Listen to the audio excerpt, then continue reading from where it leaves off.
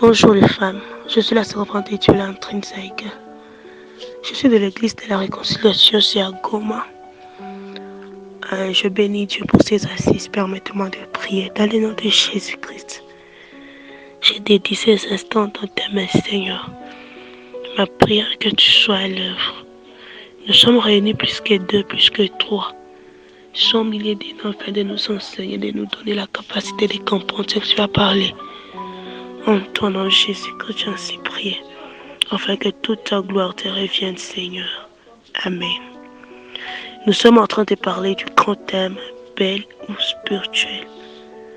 Belle ou spirituelle. Vous allez comprendre avec moi que belle, c'est un adjectif qualificatif qui qualifie une personne qui s'est emparée de son aimant. Et spirituel, c'est un caractère d'une personne qui marche selon l'esprit. Alléluia. J'aimerais avant tout lire la parole de Dieu, une portion d'écriture. Je suis dans le livre d'Actes des Apôtres. Actes chapitre 16, du 13e au 15e verset. La parole de Dieu dit ce qui suit. Je lis dans la version annotée, dans le nom de Jésus. Le jour du sabbat, nous allâmes hors de la porte, près d'une rivière où nous pensions que se trouvait un lieu de prière. Et nous étant assis, nous parlions aux femmes qui s'y étaient assemblées. Et une certaine femme nommée Lydie, de la ville de Thyatire, marchand de pourpre, qui craignait Dieu, écoutait, et le Seigneur lui ouvrit le cœur pour qu'elle fût attentive aux choses que Paul disait. Or, dès qu'elle lui était baptisée avec sa famille, elle nous pria en disant, si vous m'aviez jugé fidèle au Seigneur, entrez dans ma maison et demeurez-y. Et elle nous y obligea. Parole du Seigneur. Amen. Bien-aimées, chères femmes, filles ou mamans, nous sommes en train de parler du thème belle ou spirituelle. J'ai bien défini qu'est-ce que belle et qui est spirituel. Mais le mot qui reste entre les trois mots qui composent notre thème, c'est où. Vous allez comprendre qu'avec la grammaire, où c'est une conjonction de coordination et une conjonction de conjonction de disjonction. Alléluia. Une conjonction de coordination, c'est-à-dire ça unit deux phrases, des mots, des personnes. Une conjonction de disjonction, c'est-à-dire ça sépare deux personnes, deux choses. C'est ça la disjonction.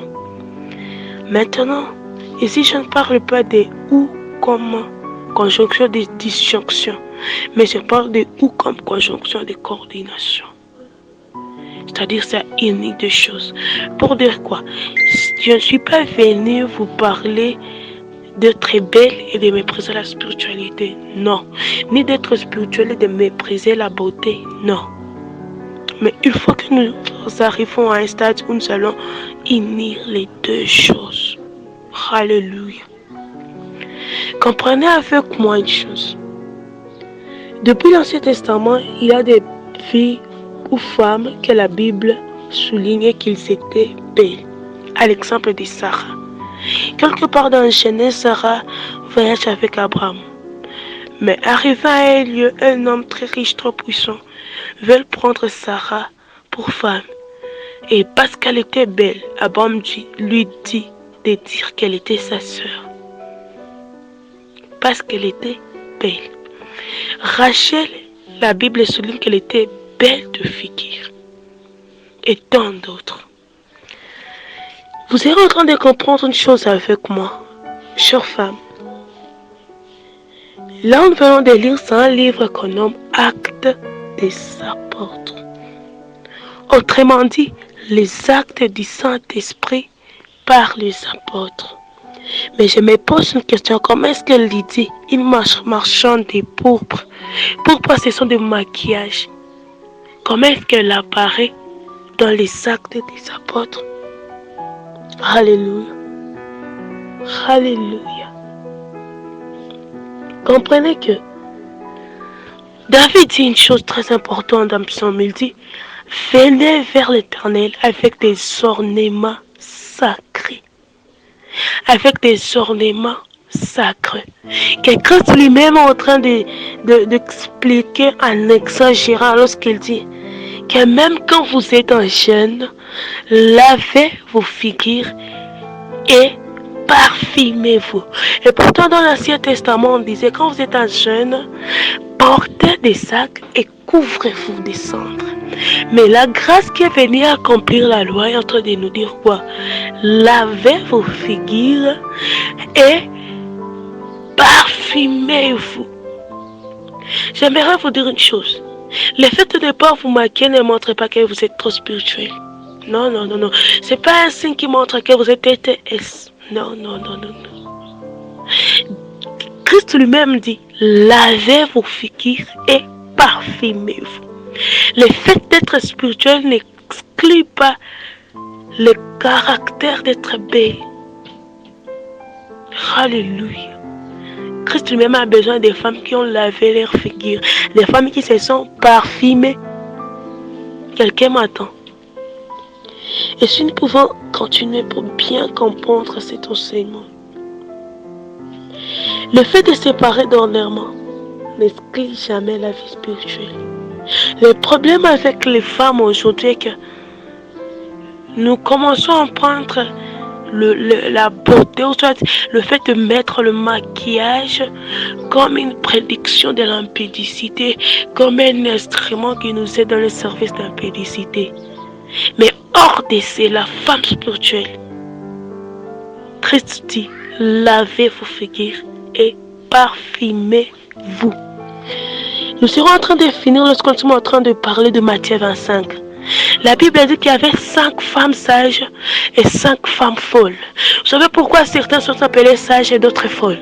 Les 5 folles, ils sont folles parce qu'ils se sont seulement occupés de la beauté et non de la spiritualité. Voilà pourquoi la Bible dit qu'ils étaient vierges, qu'ils étaient des filles vierges et qui entendaient le beau. Là, je vois déjà la beauté extérieure. Mais ce que j'aime avec les fils, les femmes sages, les 5 sages, est qu'à part d'être vierges, ils ont conservé l'huile dans leur lampe, la cabadouche. J'aimerais déjà commencer à parler avec une femme. Toi qui t'occupes de la beauté physique et qui exclut la spiritualité de toi. Tant que tu es en train de seulement de t'occuper de la beauté physique, sache que tu vas faner un jour. Un jour, on va oublier que ta figure a réussi de certains maquillages. Mais une femme qui est spirituelle, quand elle se maquille, même lorsqu'elle atteint l'âge où elle doit faner, elle continue à rayonner. Pour l'exemple de Joyce Meyer a un âge déjà avancé où elle devait déjà faner si elle n'avait pas une vie spirituelle. Mais une chose qui fait qu'elle continue à paraître belle, c'est parce qu'elle a d'abord aussi travaillé sa spiritualité. Voilà pourquoi elle peut se maquiller aujourd'hui et paraître une femme belle. Si tu veux demeurer belle, sache d'abord travailler ta spiritualité.